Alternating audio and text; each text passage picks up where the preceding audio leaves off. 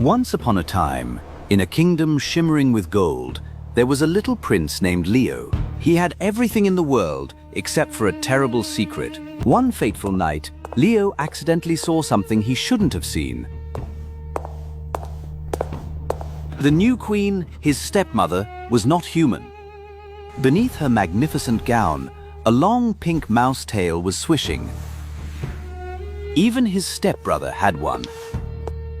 A tail? Are they mice? Leo gasped. He had to tell his father, the king, immediately. But the Mouse Queen was faster. Her eyes glowed a wicked red. Oh, little prince. Spying is very naughty. Let me help you. Stay silent forever. She spewed a cloud of poisonous green gas, covering the boy. Poof! In the blink of an eye, the flesh and blood prince vanished. In his place stood a wooden-lid soldier with a stiff jaw, a soulless nutcracker. With a savage smile, the queen's guard kicked the wooden prince out. He fell, drifting along the freezing river. The kingdom sank into darkness. Years passed. The Nutcracker drifted to a dank pawn shop owned by old Ratter.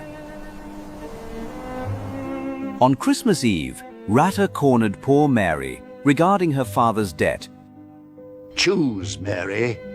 Be my wife or live on the streets. Take this doll and think it over carefully. He threw the Nutcracker into her lap. Mary ran to her room, tears welling up. She hugged the ugly toy tightly, looking at an old family photo. I wish I could be small again. To hide in the world of toys. Where there is no debt. No suffering. A shooting star streaked past the window, answering that innocent plea. A brilliant golden light enveloped Mary. Suddenly, the ceiling shot up high. The chair turned into a mountain. But the tiny world was not as peaceful as she thought. The ground shook. From the darkness, a giant scout mouse rushed out. Mary backed away in fear and tripped. Just as the monster was about to pounce, a tiny figure rushed out. Stand back! I will not let you harm her! It was the Nutcracker. He swung his sword, but the mouse knocked him away. Just then, the toy sheep charged in and butted the mouse away. Santa Claus waved his wand, shooting bright fireballs to chase it off. The new friends want to chase after that mouse, and they invite Mary to come along. Mary looks at her new friends and nods eagerly, and just like that, a tiny squad decides to crawl into the mouse hole. The deeper they went, the more familiar it felt to Nutcracker. Seeing the ruins of the palace, memories came flooding back like a waterfall.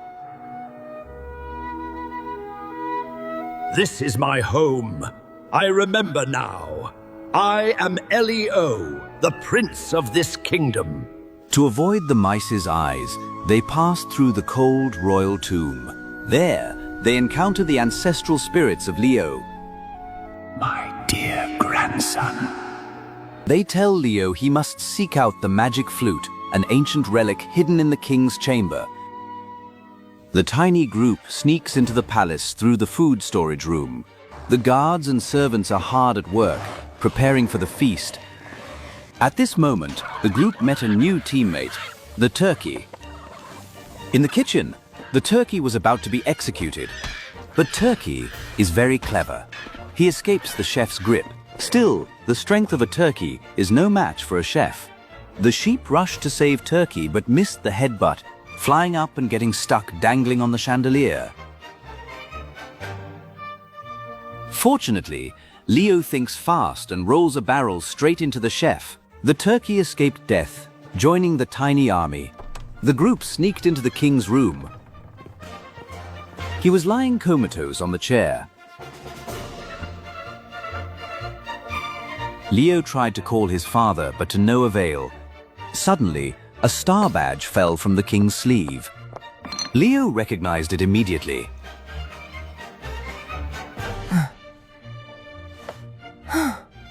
The star fits perfectly into the star-shaped frame on the mirror.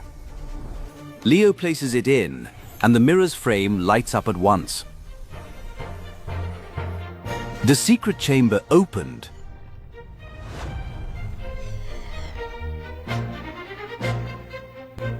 But inside was empty, only an old, torn piece of paper.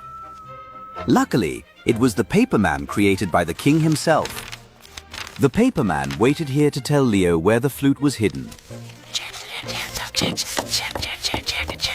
It's at the East Ancient Tower, the deepest, darkest place. Follow me. They arrived at the desolate ancient tower. The spiral staircase had crumbled. Ahead was a pitch-black abyss. Leo shot a rope to the other side. Mary insisted on walking by herself. She walked on the rope, moving gracefully like a ballet dancer. But the wind blew hard. Mary slipped and fell. Leo rushed after her, grabbing her hand just in time. Both fell into the deep, dark well bottom. The flute is down there. We have to jump. At the bottom was a strange room containing thousands of identical flutes. Mary and Leo tried blowing each one, but no magic happened. Time was running out. The sun was about to rise. I can't go back. Don't cry, Mary. No matter what happens, I will protect you. Would you like to dance one last dance with me? The moment their hearts trembled, a brilliant golden light radiated out. The real magic flute appeared, floating towards them. Love had awakened the magic.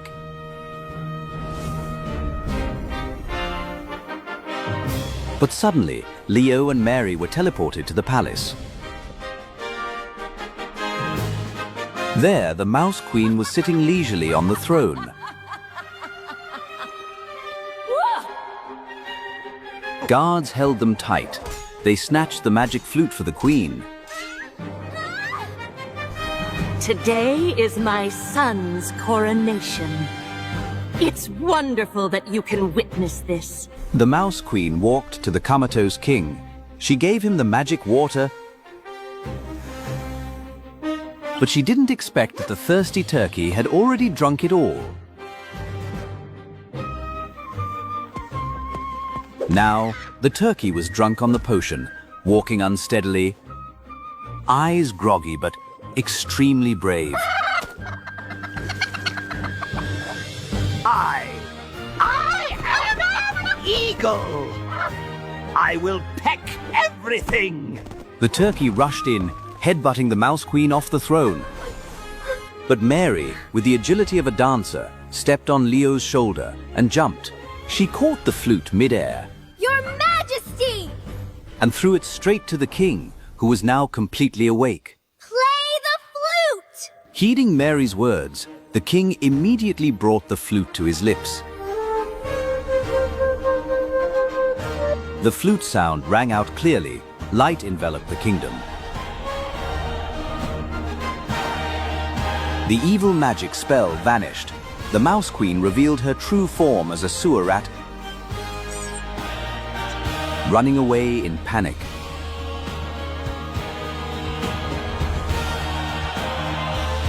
Leo shone brilliantly, his wooden shell cracking. Mary woke up with a start in her bed. It was morning. The sound of old Rata banging on the door rang out. He barged in to drag Mary away. Mary's mother picked up a pan to fight back.